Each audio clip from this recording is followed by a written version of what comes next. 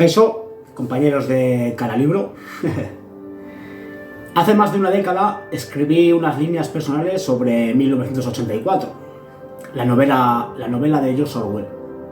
Hoy, en pleno 2025, siento que muchas de aquellas reflexiones no solo siguen vigentes, sino que han cobrado aún más sentido.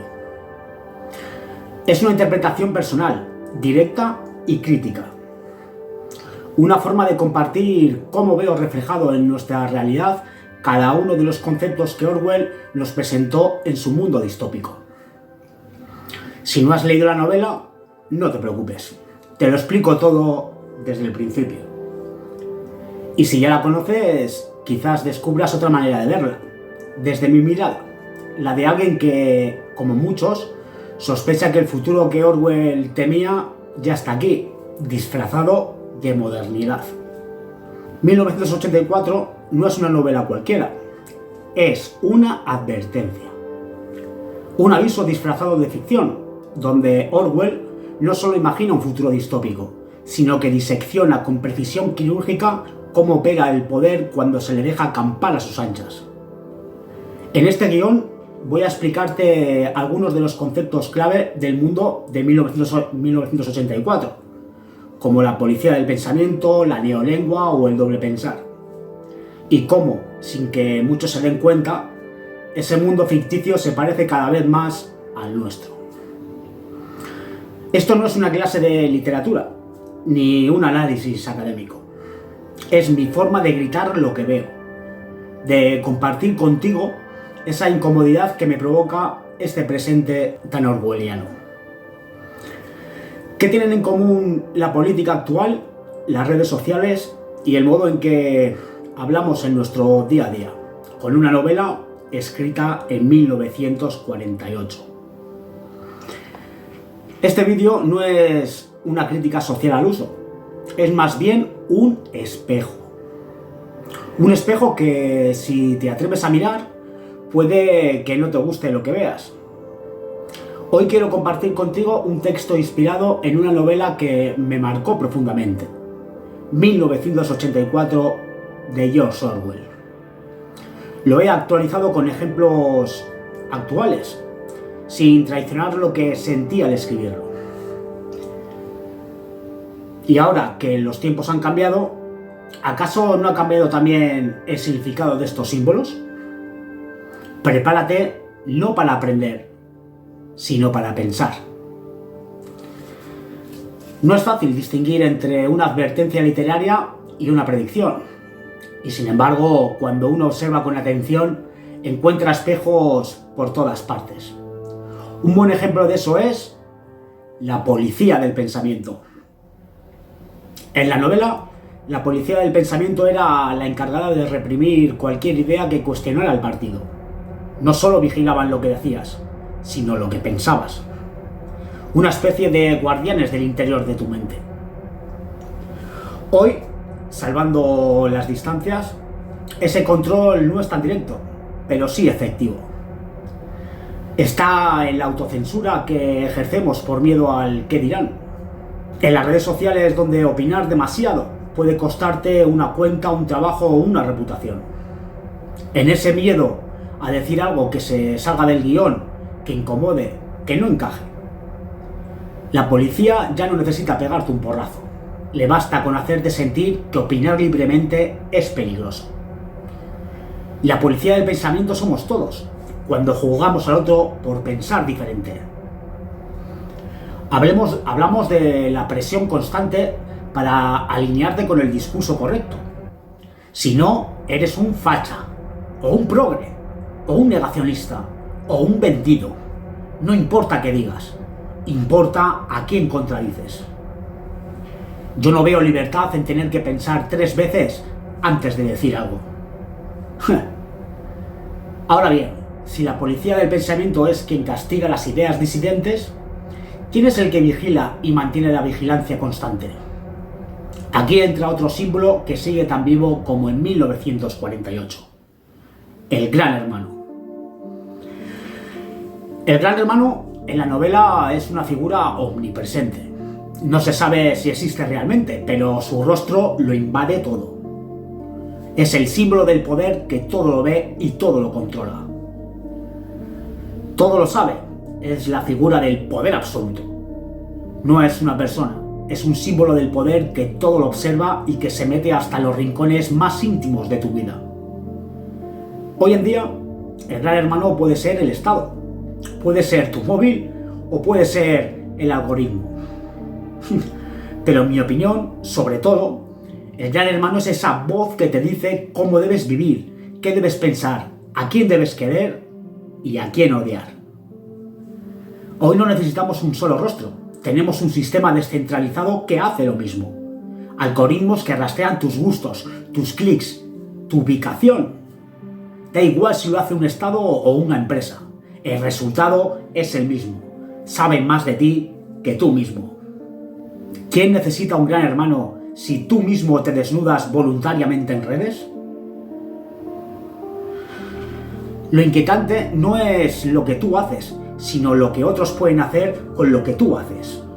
Y si el gran hermano vigila desde lo alto, ¿qué hay de los dispositivos que se meten en casa, en el bolsillo, incluso en la intimidad del dormitorio? Aquí es donde aparece otro invento visionario: la telepantalla. Las telepantallas de Orwell son pantallas que no solo emiten, sino que también te observan. No puedes apagarlas, siempre están ahí, vigilando y educando. En 1984 era un aparato que emitía propaganda constante. Era imposible apagarla del todo, como una presencia obligatoria. En 2013 yo pensaba que se parecían mucho a los televisores modernos. Y un poquitito a Internet. A Google concretamente. Pero hoy vivimos rodeados de telepantallas voluntarias. Móviles, tablets, smart TVs y lo peor, no solo las aceptamos, sino que les contamos todo. Les damos nuestra voz, nuestra cara, nuestros datos. Vivimos con la telepantalla en el bolsillo y no es el Estado quien nos obliga. No necesitamos que nos obliguen a mirar, lo hacemos voluntariamente. Scrolleamos sin parar, información sin contexto, noticias disfrazadas de espectáculo, opinión convertida en mercancía. Y entre tanto ruido, lo importante se diluye. Las telepantallas no solo muestran lo que pasa, muestran lo que quieren que veas. Pero no todo control es físico o tecnológico. A veces, el control más eficaz es el que ocurre dentro del lenguaje mismo. Porque si no puedes decir lo que piensas, tarde o temprano dejarás de pensarlo. Neolengua.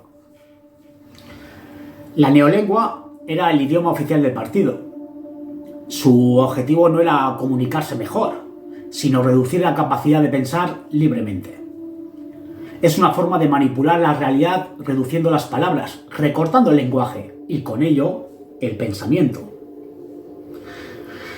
El lenguaje no solo describe el mundo, también lo moldea. Si eliminas ciertas palabras, eliminas ciertas ideas.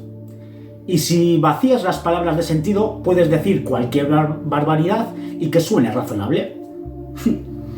Cuanto menos vocabulario tengas, menos capaz serás de cuestionar el mundo. Si no tienes palabras para decir injusticia, ¿cómo vas a rebelarte contra ella? En la actualidad hay términos que se modifican o inventan para suavizar, ocultar o manipular la realidad. Daño colateral en lugar de muertes inocentes. Flexibilidad laboral para hablar de precariedad. Centros de internamiento para referirse a cárceles sin llamarlas así. Todo se adapta para que lo injusto suene correcto, lo cruel parezca necesario y lo absurdo lógico. Hoy los eufemismos lo invaden todo. Los despidos son reajustes de plantilla. La censura es moderación de contenido. La guerra es una operación de paz. Cambiar el nombre a las cosas es cambiar su significado. Y no es inocente. Nos manipulan desde el lenguaje. Cada vez que aceptamos una palabra cocinada para suavizar la realidad, cedemos un poco más de pensamiento propio. La gente ya no se manifiesta, se concentra. No se despide a trabajadores, se hace un ERE. No hay guerra, hay intervenciones. En las redes no se dice que alguien miente, se dice que desinforma. No se censura, se modera contenido. Y así se nos va robando poco a poco la capacidad de decir las cosas como son y, por tanto, de pensarlas. Y claro, cuando el lenguaje se deforma, la lógica también. Uno acaba aceptando como verdad dos ideas contrarias al mismo tiempo.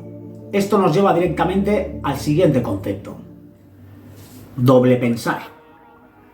El doble pensar es aceptar dos ideas contradictorias como ciertas al mismo tiempo. Saber que una es mentira y repetirla como si fuera verdad, sin que te explote la puta cabeza. Hoy creo que todos caemos en ello. Quizás porque vivir con contradicciones es más cómodo que cuestionarse a uno mismo. Decimos que defendemos la libertad y luego justificamos espiar a la población. Defendemos la democracia y nos burlamos de quien vota distinto. Hoy se dice odio el odio y se dice en tono de odio. Se grita libertad pidiendo censura al otro. Se dice no me representan mientras se idealiza una ideología como si fuera religión.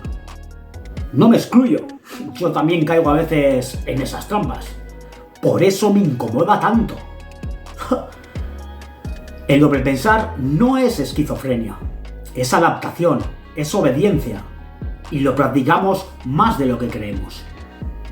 En un mundo donde el pensamiento libre es peligroso, incluso pensar se convierte en crimen. No hace falta actuar ni hablar, solo pensar distinto ya es suficiente. Crimental. Crimental es pensar algo que contradiga el partido. El crimen más peligroso no es lo que haces, sino lo que piensas. Hoy nadie nos mete en la cárcel por pensar distinto. Todavía. Pero sí puede ser linchado digitalmente. Puede ser cancelado, arrinconado, etiquetado. El problema no es solo lo que dices, sino lo que das a entender, lo que sospechan que piensas. Porque si dices algo que no encaja con cierta sensibilidad social, eres cancelado. Si piensas en voz alta algo que no suena bien, se te aparta. Se castiga el error como si fuera maldad. Hemos confundido equivocarse con ser culpable. Y eso da miedo. Porque el pensamiento, por naturaleza, se equivoca. Y cuando el pensamiento libre no puede ser contenido solo con vigilancia, llega el momento de canalizar las emociones. Y qué mejor que un ritual cotidiano de odio dirigido. Esto nos lleva a 2 minutos de odio. En la novela, todos los días los ciudadanos debían participar en una sesión de odio colectivo contra los enemigos del partido. Era una forma de canalizar la rabia, mantener la unidad y reforzar la lealtad. Hoy tenemos redes sociales y cada día se elige a un nuevo enemigo. Un famoso que ha dicho algo incorrecto, un político, un influencer, un desconocido viralizado. Nos descargamos insultando, compartimos indignación. Alguien cae en desgracia y lo celebramos. Y lo más inquietante es que nos hace sentir bien, como si estuviéramos del lado correcto de la historia. No hace falta que te obliguen, lo haces voluntariamente. Te sientes parte del grupo. Te convencen de que el odio es virtud. Y así convertimos la indignación en espectáculo. Cada semana hay un personaje público al que linchar. Un error, una frase sacada de contexto, una foto y ya está. Objetivo marcado. Todos contra él. Lo que era una herramienta de control emocional en la novela, hoy se disfraza de moral. Pero sigue siendo lo mismo. Una válvula para canalizar frustración y reforzar la lealtad al sistema. Todo esto puede parecer pesimista, pero si me he atrevido a actualizar este texto es porque creo que aún estamos a tiempo. A tiempo de recuperar el lenguaje, de recuperar el pensamiento, de dejar de repetir lo que nos dicen y empezar a preguntarnos lo que creemos. No soy un experto, solo soy alguien que leyó una novela y se reconoció en ella, y que sigue creyendo que pensar sigue siendo un acto de rebeldía. Orwell no era divino, solo entendió muy bien la condición humana. Este vídeo no es una denuncia, es un espejo. No digo que vivamos exactamente en 1984, pero tampoco vivimos tan lejos. Orwell no fue un profeta, fue un tipo que entendió demasiado bien cómo funciona el poder cuando nadie lo vigila. Tal vez lo que más miedo da de 1984 no es lo que Orwell escribió, sino lo que nosotros ignoramos. Porque cada vez que aceptamos una mentira por comodidad, cada vez que repetimos un lema sin pensar y cada vez que callamos lo que pensamos para no molestar, estamos construyendo nuestra propia distopía. Y lo peor es que lo hacemos creyendo que es por nuestro bien. No hace falta que alguien nos vigile si ya hemos aprendido a vigilarnos solos. Ese es el triunfo final del poder. Mi intención con este guión no es que estés de acuerdo conmigo, es que pienses, que dudes, que revises esas palabras que usas sin darte cuenta, esas ideas que repites como dogmas.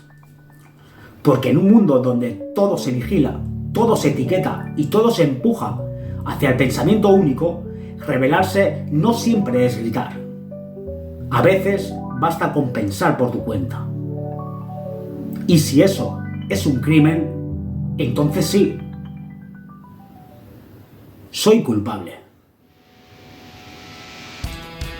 Y bueno, hasta aquí el tema de hoy. Con esto me despido. Agur, muy buenas. Y hasta la próxima.